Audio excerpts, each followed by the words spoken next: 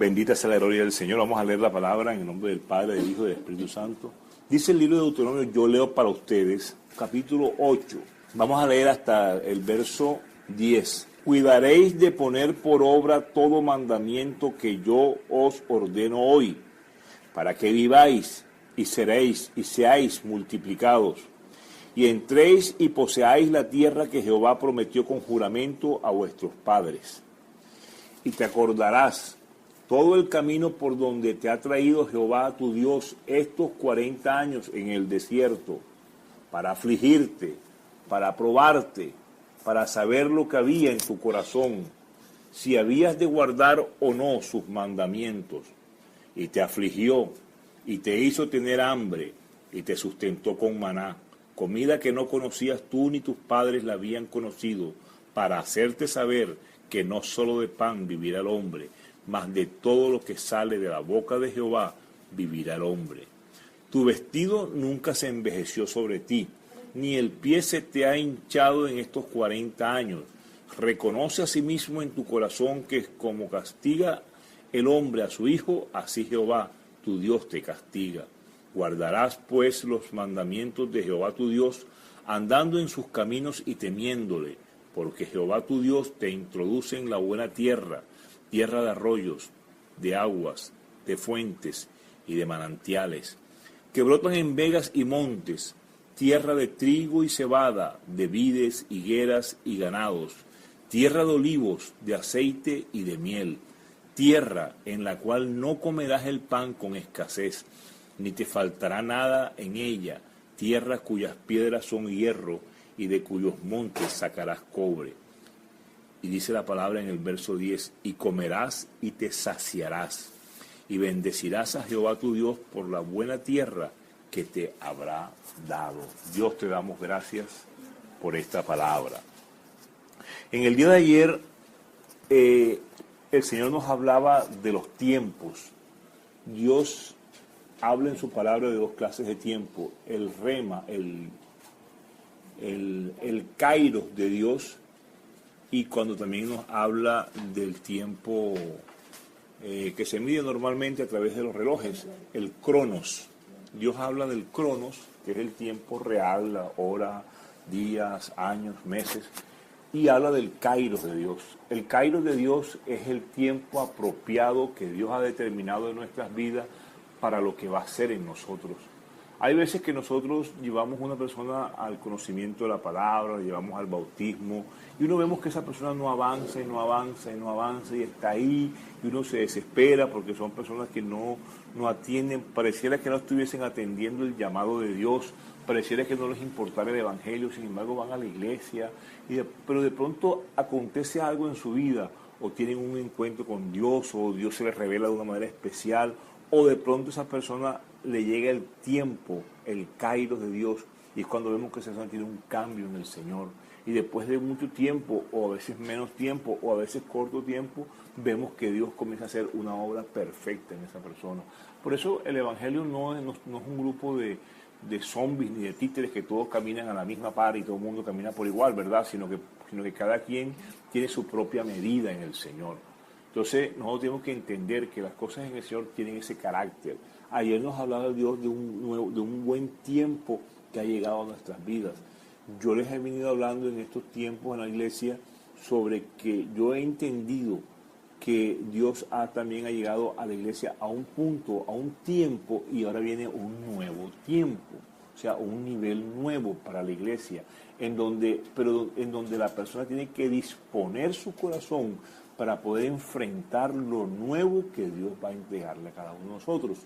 Pero en esa disposición del corazón Dios te va a regalar cosas nuevas. Pero si no hay disposición del corazón, entonces va a venir juicios, va a venir escasez, va a venir momentos de dificultad, van a venir enfermedades, va a venir muchas cosas, porque Dios te quiere llevar a ese nuevo nivel de fe, a ese nuevo nivel de predicación, a ese nuevo nivel de revelación de la palabra de Dios. Cuando no lo hacemos, vienen los conflictos. Nosotros, en esta palabra que hemos leído, Dios comienza a darle a entender. Esta palabra está en el libro de Deuteronomio. El libro de Deuteronomio surge Deuteronomio significa segunda ley. O sea, cuando por segunda vez Moisés le leyó la ley al pueblo. ¿Qué había pasado? Ustedes recuerdan que cuando el pueblo de Israel salió de Egipto, dice la Biblia que se dieron aproximadamente unos 600 y pico mil de personas, hombres de guerra, entre los 20 años y los 60 años. Ya mayores eran ancianos, menores eran niños, y no incluía a las mujeres. O sea que más o menos sumando todos, había unos 2,5 millones de personas. A los 2 años, ellos llegaron a Cades Barnea. En Cades Barnea ellos escogen 2 espías, lo mandan a conocer la tierra, ellos están a las puertas de la tierra prometida. Dios los lleva a Cades Barnea, les muestra a través de unos espías, van y revisan la tierra, y cuando vienen, 10 de los 12 espías dicen: no podemos, no tenemos el carácter de conquistadores, tenemos el carácter de esclavos. O sea, ellos dicen: no vamos a poder.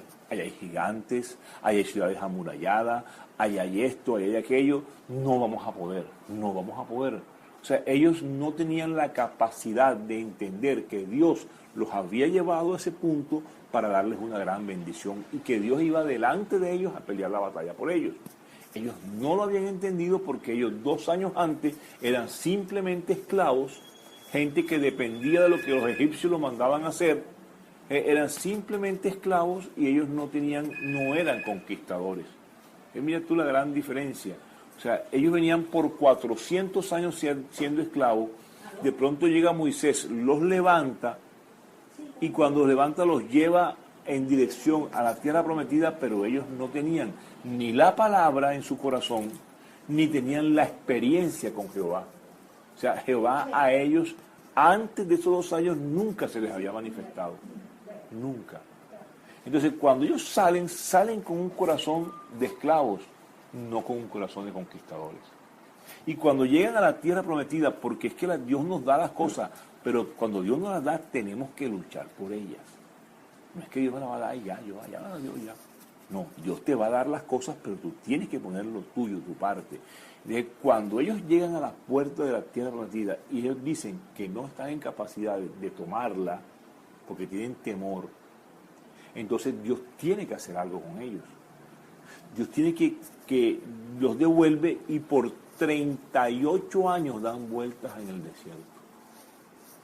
¿Qué pasó en esos 38 años? Murieron todos los que eran mayores de 20 años y murieron todos los ancianos, los que eran mayores de 60 en ese momento. O sea, todas esas personas, todos murieron, todos. ¿Quiénes quedaron vivos? Los que eran menores de 20 años. ¿Quiénes son esos? La nueva generación. ¿Quiénes son esos? El remanente que Dios tiene. ¿Quiénes se salvaron de esa mortandad tan grande? Aproximadamente murieron unas 2 millones de personas. Se salvaron Josué. ¿Y quién fue el otro? Caleb. Y Caleb. ¿Por qué se salvaron? Porque ellos fueron parte de los 12 espías, pero ellos sí dijeron cuando vinieron: a esos gigantes no los comemos como pan. Entonces, ¿qué hizo Dios en esos 38 años?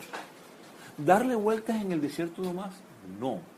Prepararlos en la palabra, prepararlos en la ley, mostrarles la promesa y enseñarles que ellos no eran esclavos, sino que ellos eran conquistadores. Entonces, cuando llegan aquí, a este punto que Moisés le está hablando al pueblo, les está diciendo, ustedes van a poseer una nueva tierra, ustedes van a entrar a un sitio nuevo, ustedes van a conquistar lo que antes no tenían. Pero Moisés tenía un temor. Mientras el pueblo estaba contento y alegre porque iban a conquistar, Moisés tenía el miedo de que ellos se fuesen a contaminar, como efectivamente aconteció. Pero la palabra que hemos leído, él les comienza diciendo: mira esto, acuérdense que ellos eran los menores de 20 años que pasaron 38 y ahora se convirtieron en hombres de guerra. O sea, niños desde los 0 años hasta los 20 años, más 38. O sea, habían personas de 38 años en adelante, de 48, de 58 años, eran hombres que estaban forjados ahí en el desierto. Dios los endureció en el desierto. Dios les mostró que en el desierto los preparó. Dios les mostró que en el desierto fue solamente a través del desierto como podía a ellos prepararlos para lo que venía. Dios no te va a entregar nada si antes no te pasa por el desierto.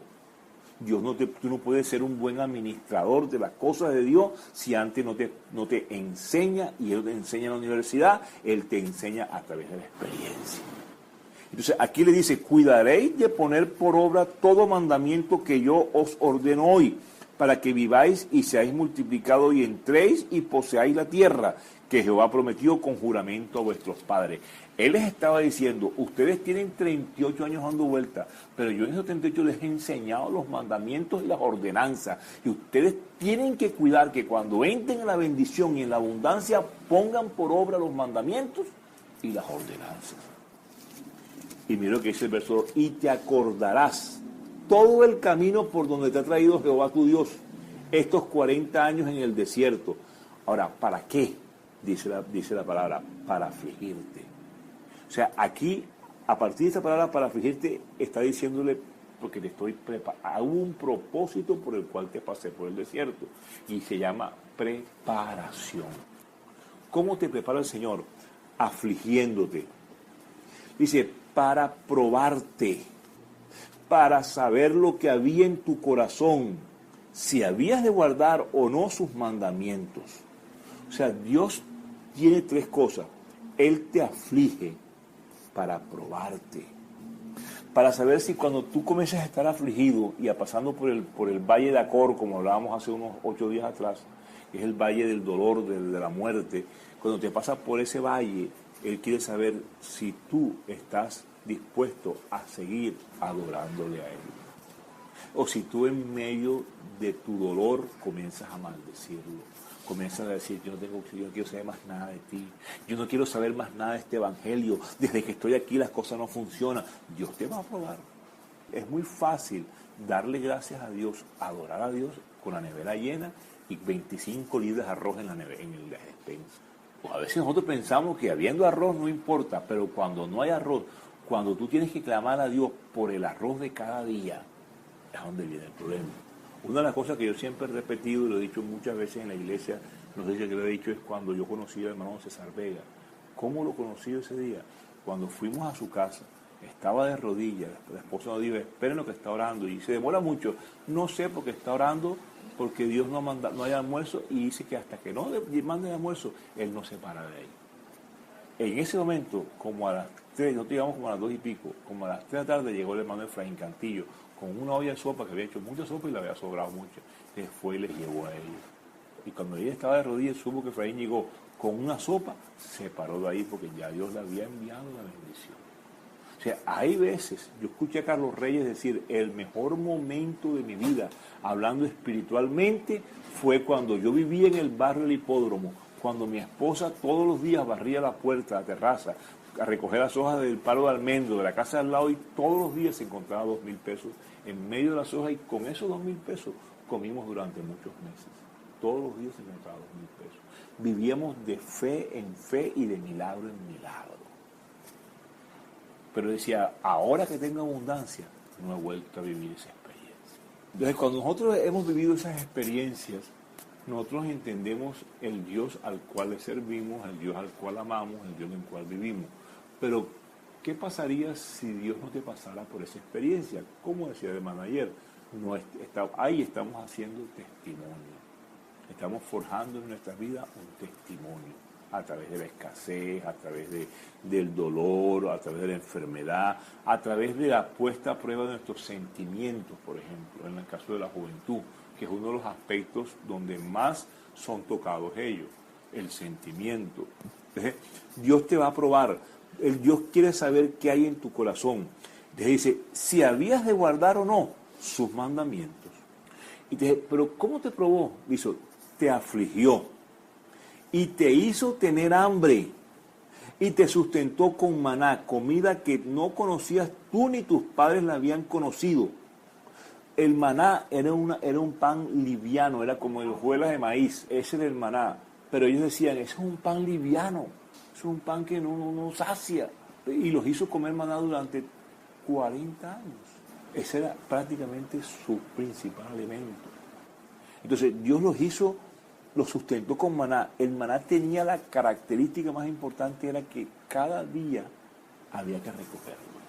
O sea, que tú no podías confiarte, tú no podías decir, no, ya yo tengo guardado, si mañana cae eso no es problema mío. Jesús cuando enseñó la oración, el pan nuestro de cada mes, dándolo hoy, no, el pan nuestro de cada día.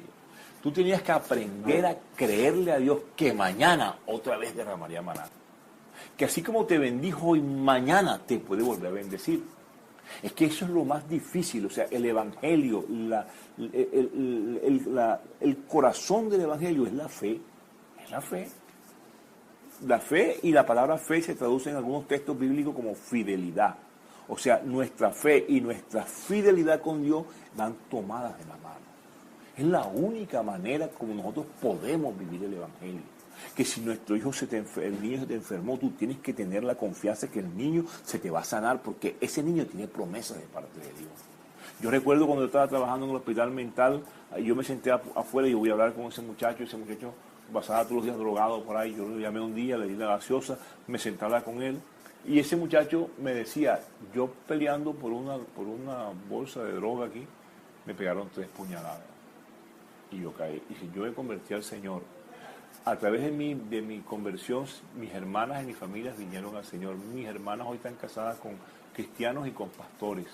Hoy son líderes de iglesia y yo me salí del Señor. Porque el papá había unas residencias en Barranquilla muy famosas en esa época, unas residencias que había como en varias partes, y el papá era el dueño de esas residencias. Y el papá decía, él era el único hijo varón, decía, mijo, ve a trabajar conmigo. No.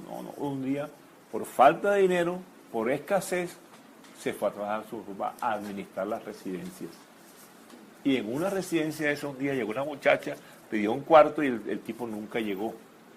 Y él fue a consolarla y terminó consolándola más de la cuenta. Y ahí comenzó trago, droga, y comenzó una vida, volvió y estaba en la calle, y dice él que cuando a él le pegan las 3 puñaladas eran mortales. Él queda prácticamente muerto. Cuando llega la policía, lo coge uno por los brazos, uno por la espalda, lo tiran arriba de la camioneta. Y cuando él cae en la camioneta se queja. Dice que él se despertó en ese instante. Me contaba él, yo me desperté en ese instante. Y alguien dijo, hey, ese es el hijo de no sé quién, llévalo a una clínica, que el papá tiene plata. Dice, cuando yo iba en el camino, yo me desperté y yo dije, Dios, tú me diste una promesa a mí, que yo iría a predicar a las naciones. Y esa promesa aún en mí no se ha cumplido. Yo te pido que esa promesa se cumpla algún día en mí. Dice, algo que había salido de mí volvió a entrar.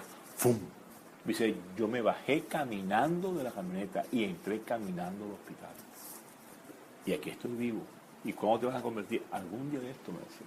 Seguía metiendo vicio. O sea, mire cómo decía la hermana ayer. Su mamá le decía, ella se va a morir.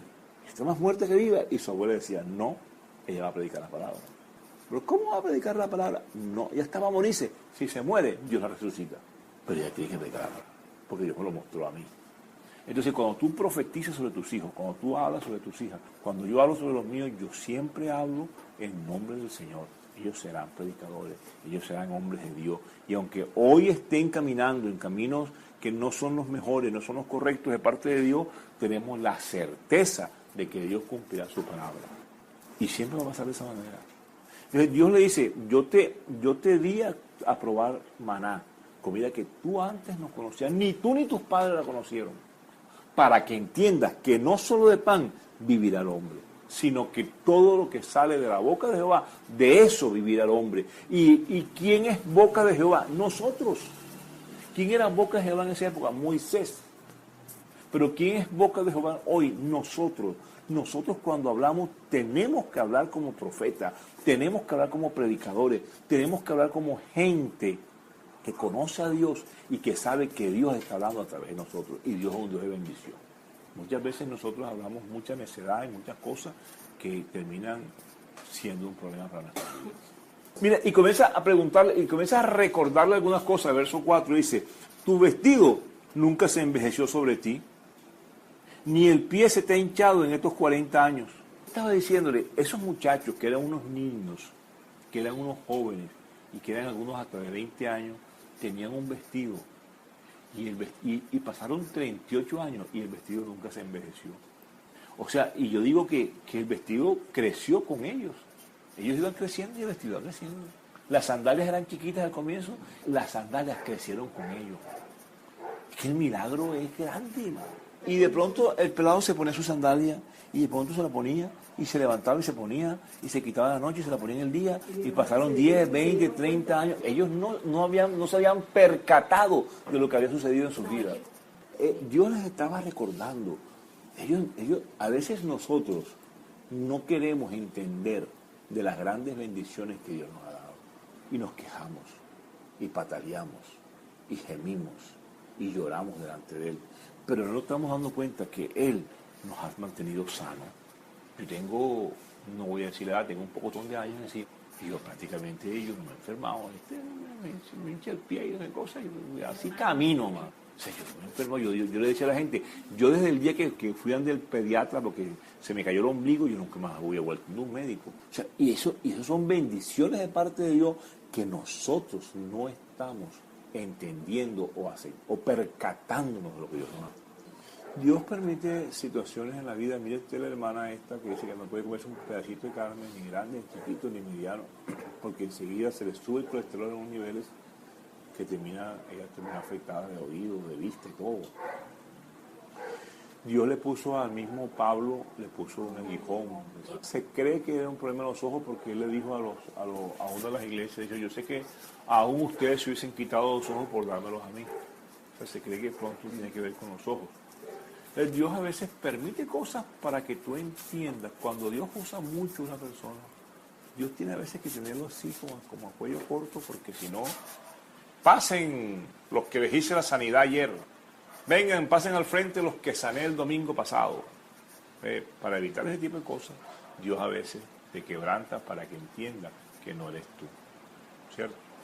Aquí Dios les está diciendo a ellos, les está recordando cosas que pasaron en esos 40 años, porque ellos solamente recordaban lo malo de esos 40 años y nunca reconocieron que Dios estaba con ellos, a pesar de las circunstancias.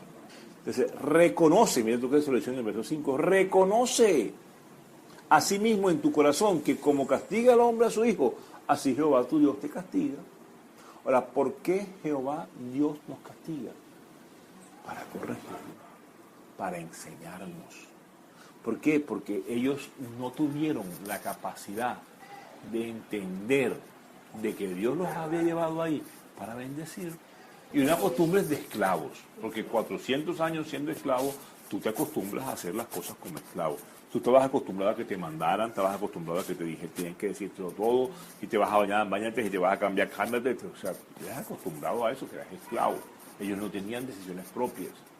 Era una mano de personas conflictivas, una mano de gente que cualquier problema se decía, ¿para qué nos trajiste a este lugar para matarnos? De hecho, en Cades Barnea le dijeron a Moisés, ¿para qué trajiste a este lugar? Para que nuestros niños muriesen. Y Dios dijo, como tú dices que eran tus niños los que iban a morir, ahora son tus niños los que se van a salvar y ustedes se van a morir. Y van a peregrinar 38 años, uno por cada día que estuvieron explorando la tierra. Ellos duraron 38 días explorando la tierra. Y en 38 días no alcanzaron a entender la gran bendición que Dios tenía para ellos. Entonces Dios los mandó a un año por cada día. Por eso duraron 38 años dando vueltas. Ahora, en el desierto, ¿quiénes murieron? Los que no creyeron. Cuando fueron a salir de Egipto, ellos creían, de pronto no. Pero aceptaron lo que Moisés dijo y lo que sus líderes dijeron y salieron con ellos. O sea, de Egipto los sacó Dios con mano dura. Pero del desierto te sales tú, cuando crees. El gran problema de la Biblia es el creer, es la fe. La Biblia dice en el capítulo 1, verso 1 del libro de Génesis, en el principio creó Dios los cielos y la tierra. Pero en ninguna parte dice después, ¿cómo creó Dios los cielos y la tierra? No, Él cogió y sopló, no. Él no dice cómo lo hizo, dice que lo hizo. Y yo tengo que aprender a creerlo, porque yo puedo decir, no, Dios no hizo eso. Yo creo que la tierra es producto de la evolución y del Big Bang. Entonces yo puedo tomar una decisión. En el principio creo yo los cielos y la tierra, yo lo creo, porque lo dice la Biblia, porque está establecido en la palabra. Y nosotros tenemos que aprender a creer. A que si estoy pasando un momento difícil, de este momento difícil voy a pasar y voy a pasar pronto. De que Dios no me trajo hasta este momento. Oye, Dios no me trajo a mí con 18 años de evangelio para que yo quede patuleco de aquí para adelante. No puede ser. Algo me está enseñando Dios con el problema aquí. Me está diciendo que debo de comer tanto, que baje de peso, ¿cierto? Me puede estar enseñando muchas cosas, pero Dios así no me va a dejar. Yo se lo dije otro día, yo no voy a predicar el evangelio de aquí en adelante hasta los 99 años, así caminando, cojeando por todo Barano. No es la idea. Pero Dios no me trajo aquí para tenerme en esta condición. Dios me está pasando por un momento de dificultad a través del problema del pie, pero yo a Dios no le digo, no voy, ni me toca caminar. Con Isabel caminamos por terrenos escabrosos y terrenos de piedra, que es lo primero que no debo hacer.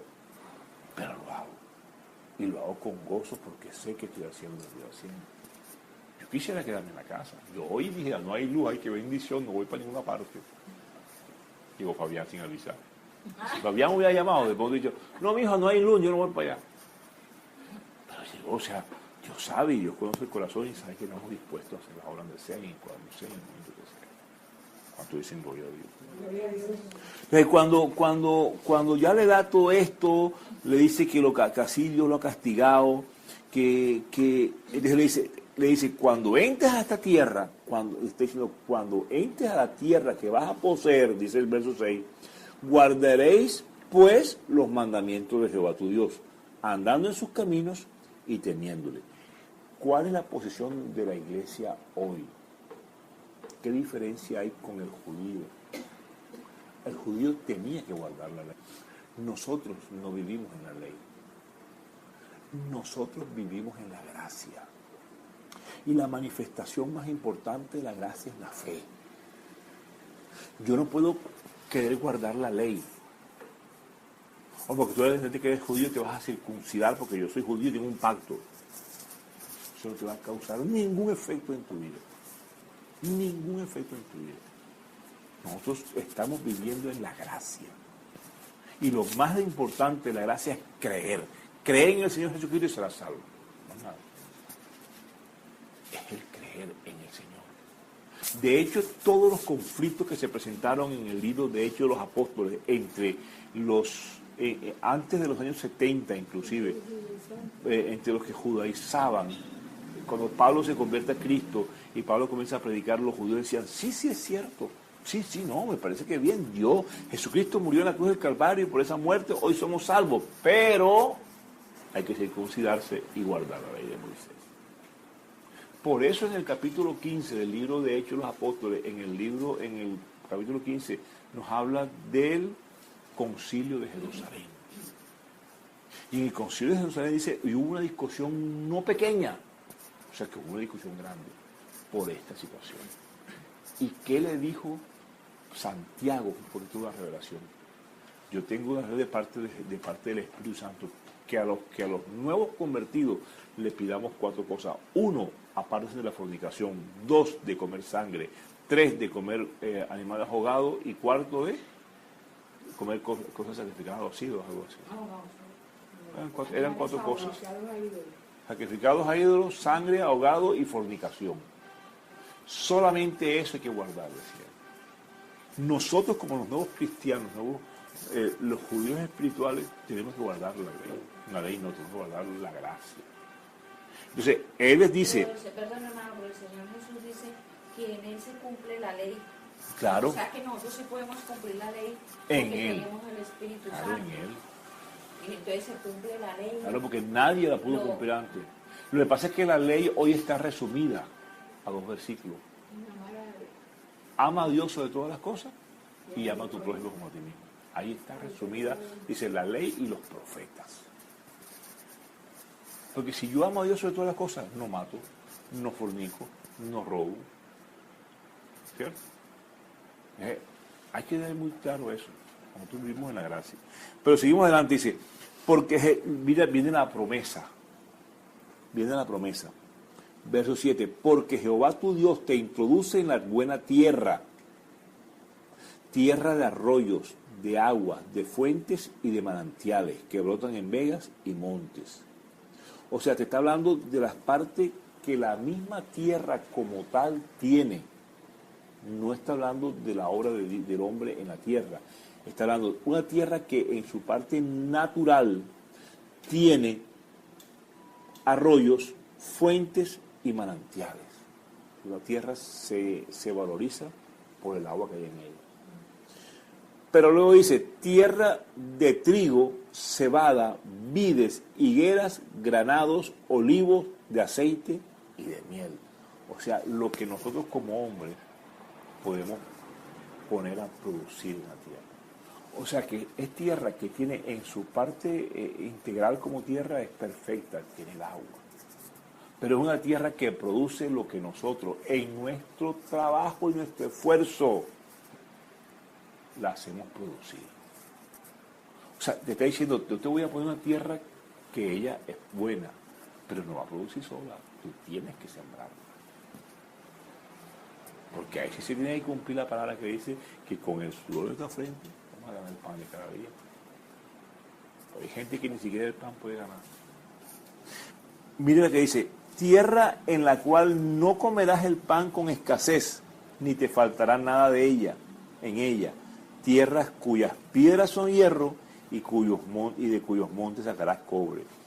Y dice en el verso 10, que es el que concluye esta palabra, dice, comerás y te saciarás. Comerás y te saciarás. ¿De qué te acuerdas de eso? Del libro de Ageo. ¿Te acuerdas? Búscalo por ahí. Comerás y te saciarás, bendecirás a Jehová tu Dios por la buena tierra que te habrá dado. Mira, aquí hay algo que yo quiero que entienda. Hay algo que Dios me puso todavía en el corazón con respecto a esta palabra. En el tiempo de Ageo decía, siembras mucho y recoges poco. Comes y no te sacias. Bebes y no quedas satisfecho. Te cubres, te vistes y no te calientas. Pero aquí está diciendo lo contrario. Es tierra en que vas a comer y te vas a saciar. ¿Por qué? Allá le decía, ¿por qué? Medita en tus caminos, ojo con lo que estás haciendo. Aquí está diciendo, cumple los mandamientos y verás la respuesta de Dios. Allá estás diciendo, no edificas tu casa, por lo tanto no vas a encontrar respuesta de Dios. Son dos palabras completamente paralelas a una a otra. Pero yo me decía una cosa otro día. Cuando ellos no entraron a la tierra prometida, no necesariamente era que se iban a perder la entrada a la tierra prometida, porque Dios los sacó de Egipto. Pero la entrada a la tierra prometida representa la bendición que Dios tiene para ti en esa tierra. Moisés se salvó, pero Moisés no pudo ver la bendición económica. Nosotros en este tiempo estamos llorando, gimiendo, pidiendo a Dios por las bendiciones económicas. Nosotros en este tiempo estamos más pendientes de la economía que de cualquier cosa. Nosotros en este tiempo estamos más pendientes de lo que nos hace falta que de lo que tenemos. Dios nos habla de salvación, pero Dios también es un Dios que bendice, porque Dios le dijo a través de Jesucristo, yo te traigo vida y vida en abundancia. La vida eterna es vida, pero yo no puedo tener vida eterna en abundancia, eso no existe. No existe. Yo no puedo tener más vida eterna o menos vida eterna. Yo soy mejor y tengo más vida eterna que tú. Tú eres mejor y tú tienes menos vida eterna que yo. No, tienes vida eterna y punto. Tienes vida. Pero después dice, y vida en abundancia. Está hablando ya de las partes materiales, de lo que hemos de tener aquí en la tierra. Dios es un Dios de bendición, pero lo que quiere primero es salvarte, fundamental. Salvarte. A ti Dios quiere tu salvación. Hijo, Dios quiere tu salvación. Hija, Dios quiere tu salvación. Y cuando Dios te pone a estudiar, cuando tú te capacitas, cuando tú te preparas, es porque Dios, además de tu salvación, quiere bendecir. Claro, te va a usar. Porque es que vivimos en una sociedad en que necesita producir alimentos, en que necesita ingenieros, en que necesita arquitectos, aunque ya como que Dios los está enseñando, en que necesita un poco de cosas, mano. Necesita gente que tenga... Dios es omnisciente. ¿Qué significa eso? En Él está toda la ciencia. Los grandes inventos de los últimos tiempos, las cosas más importantes que están a punto de salir, Dios está esperando que un cristiano evangélico, un miembro de la iglesia de Cristo, se meta con Él para revelarle esos misterios y saquemos los mejores inventos, saquemos las mejores máquinas del último tiempo, hagamos lo que ustedes no tienen ni idea que se va a salir, lo que va a revolucionar. Estamos en el tiempo de Daniel que dice, y al final del tiempo la ciencia aumentará, pero ¿cómo te va a dar a ti un aparato? ¿Cómo te va a dar a ti que tú hagas un aparato para producir tal cosa si tú no eres ingeniero? No vas a entender la manera de hacerlo. Entonces Dios hace ingenieros y los va a utilizar. Dios hace médicos y los va a utilizar. Dios hace tecnólogos y los va a utilizar. Dios hace gente en cada campo y en cada campo va a desarrollar cosas nuevas. Te va a dar una técnica para que enseñe el idioma de manera sobrenatural. No sé qué será. 3 pastillas al día y una cucharada a la noche y ¡pam! Y al otro día amanece hablando inglés. Dios te lo va a dar, Dios te va a dar cosas raras. Mira lo que dice Joel. Vamos a Joel. Mire tú la palabra que leímos al comenzar. Vamos al libro de Joel. Y con esto cerramos. ¿Cómo hace Dios? ¿O qué hace Dios en esta palabra? Dios comienza en el libro de Joel, capítulo 1, diciendo en el verso 4, lo que quedó de la oruga, comió el saltón. Lo que quedó del saltón, comió el revoltón. Y la langosta comió lo que del revoltón había quedado. En este capítulo, verso 5, dice, despertad borrachos y gemid. ¿Es lo que dice? Porque la gente estaba saciada en el vino, entre las cosas. Verso 11, confundíos labradores, gemid viñeros por el trigo, por la cebada, la vid está seca, pereció la higuera, el granado también, la palmera, el manzano, los árboles se secaron. O sea, estaban viviendo un momento de dificultad. Pero dice el verso 12, el capítulo 2, dice Jehová, convertíos a mí con todo vuestro corazón, con ayuno, lloro y lamento. Rasgad vuestro corazón y no vuestro vestido. Convertíos a Jehová vuestro Dios, porque misericordioso es y clemente. Y dice el verso 17, entre la entrada y el altar lloren los sacerdotes, ministros de Jehová, y digan, perdona, oh Jehová, a tu pueblo, y no entregues al oprobio tu heredad. O sea, ¿qué nos corresponde a nosotros en los momentos de dificultad? Llorar y gemir entre el altar y la entrada. Gemir. Y no solamente gemir por nosotros, gemir por todo el pueblo. Y cuando todo esto viene la promesa del verso 21 en adelante. No temas, alégrate y gózate porque Jehová hará grandes cosas. Le hablo a los animales del campo, no temáis, porque los pastos del desierto reverdecerán. Porque los árboles llevarán su fruto, la higuera, la vid darán sus frutos. Habla a los hombres, vosotros también, hijos de Sión, alegraos y gozaos en Jehová vuestro Dios, porque os ha dado la primera lluvia a su tiempo y hará descender sobre vosotros lluvia temprana y tardía. Las eras se llenarán de trigo y los lagares rebosarán de vino y aceite. Y os restituiré los años que comió la oruga, el saltón, el revoltón y la langosta, mi gran ejército. Fue Jehová quien lo mandó, no fue el diablo, porque quería enseñar. Pero ahora volverás a decir, comeréis hasta saciaros. Y alabaréis el nombre de Jehová vuestro Dios, el cual hizo maravillas con vosotros, y nunca jamás será mi pueblo avergonzado. ¿Qué nos está diciendo? Que hay procesos. En el capítulo 8 de Deuteronomio nos pasó por el desierto para darnos a entender muchas cosas, y después nos dice, comeréis hasta saciaros. En el libro de Joel nos dice lo mismo.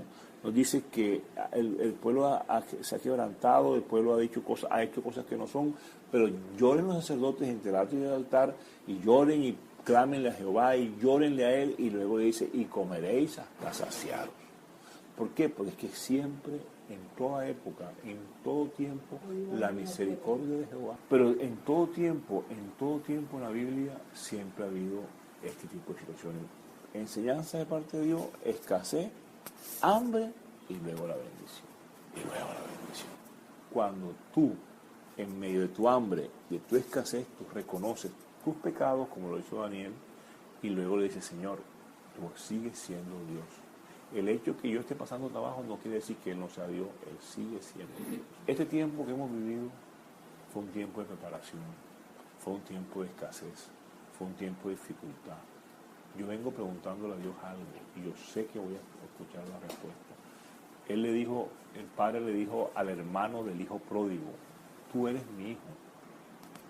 Oh, que tú nunca me has dado nada a mí con que gozarme con mis amigos, pero este sinvergüenza, le diste todos los bienes, los parrandeó con ramera, y ahora viene y le hace una fiestecita, te trajiste un payaso y todo, y pusiste el globo. Y le digo, hijo, todo lo mío es tuyo. ¿Qué le estás queriendo decir? Tú no has querido coger, lo mío es tuyo. Si tú quieres coger algo, cógelo y disfruta. Y yo le vengo preguntando, Señor, ¿de qué manera tomo de lo tuyo para disfrutar y suplir mis necesidades? Tiene que haber una manera de que yo simplemente vaya y coja, mano. Préstame la tarjeta, papá, que voy para el cajero automático. Sí. Claro. O sea, tiene que haber una manera de parte de Dios, porque lo dice en su palabra. Ahora, ahí está la clave. Ahí está la clave. Él le dice, el hijo le dice, yo te he servido y te he obedecido. Entonces, al servirle y obedecerle, Dios le dice, puedes hacerlo. Pero si yo no le sirvo y yo no lo obedezco, no voy a tener ninguna posibilidad. Ahí está todo. Por eso el Señor dice, dijo al pueblo de Israel, ¿quién diera que este pueblo me obedeciera para que yo pudiera echar a sus enemigos delante de ellos? Porque el Señor les va a echar de la obediencia, es en la obediencia. Es en la obediencia que está la clave. Sí, porque el servir hace parte de la obediencia. Sí. Claro, porque es parte de los mandamientos del servir. Entonces, jóvenes, adultos, mayores, como yo, sírvanle, obedézcanle y esperen que Dios les va a suplir todo lo que necesitan. Si los hijos hoy no caminan como deben de caminar, mañana van a caminar bien. Hoy conocimos una jovencita que es hija de cristiano, se enamoró, se salió del evangelio, le hicieron un pelado, el tipo la dejó tirar y el pelado nació con problemas enfermos. Ahí estaba en la clínica. Hoy Isabel hizo la oración de renuncia y de reconciliación con el Señor y ella dice que va a volver a los caminos que nunca debió apartarse. Yo recuerdo la hermana ayer que decía, estaba haciendo testimonio. Y la que fuimos a otra visita también, igual, es una muchacha que ella es la mamá de aquella muchacha blanca que tuvo aquella liberación tan fuerte en la vigilia, ¿te acuerdas? Sí, yo me acuerdo. Fue la mamá de ella. Yo no la volví a ver. Una hermana de ella está hospitalizada, una niña que tiene como 12 años, ¿verdad? Con azúcar, le estaban poniendo insulina. O sea, se le disparó el azúcar de pronto y se le sube a 500, se le baja a 200, se le sube. Tiene 15 días que el azúcar no tiene control, eso sube y baja, sube y baja. La tienen en la clínica. A niñas que ellas van a la iglesia, ellas iban allá, dejaban de ir, iban, y hace un poco tiempo hicieron la primera comunión. El papá la puso. Enseguida, man. O sea, dos niñas con el mismo problema. Hicieron primera comunión y inmediatamente se enfermaron. La primera Dios la restauró, esta Dios la va a restaurar a partir de hoy. Póngase de pie. Dios, te damos gracias en esta mañana, en esta noche, Dios bendito, por este tiempo que tú nos has permitido compartir este corto mensaje de la palabra, Dios. Sabiendo que tú nos llamaste, sabiendo que tú tienes un plan y un propósito para con nosotros, Dios. Sabiendo que tú nos has permitido vivir momentos de dificultad fuertes, Dios, grandes, mi Rey. Pero que también en esa dificultad tú siempre has estado a nuestro lado, mi Rey. Y aunque hay momentos en que no te sentimos, Dios, sabemos por la palabra que tú nunca nos has dejado solos, Padre. Que nosotros, aunque hemos sido infieles, tú siempre has permanecido fiel, Padre. De eso te damos gracias en esta noche, Señor, porque sabemos que tú eres Dios sobre todas las cosas del mundo, porque hoy entendemos que tienes un plan y un propósito para con nuestras vidas. Hoy sabemos, mi Rey, que nos has pasado por dificultades grandes, fuertes, difíciles, Dios. Oh Padre, unos mayores que otros, Padre Santo, pero todos conforme al propósito que tú tienes para con cada uno de nosotros, mi Rey. Hoy coloco mi vida en tus manos. Hoy coloco la vida de cada uno de mis hermanos que hoy nos acompañan en este lugar en tus manos y en tu presencia. Primero que todo, para darte gracias por todo lo que hemos vivido, porque bueno o malo, dice tu palabra, ayuda para bien, mi Rey.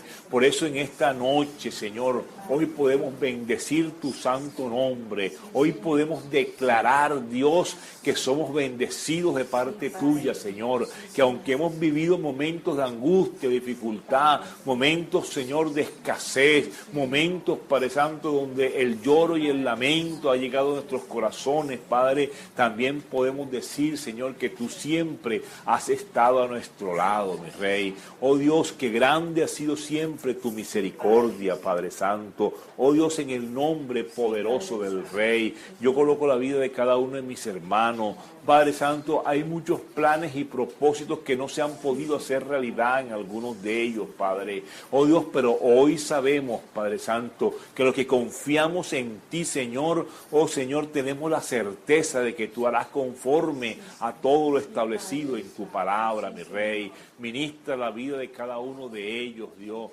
Ministra la vida de nuestros hijos, Padre. Mira los hijos.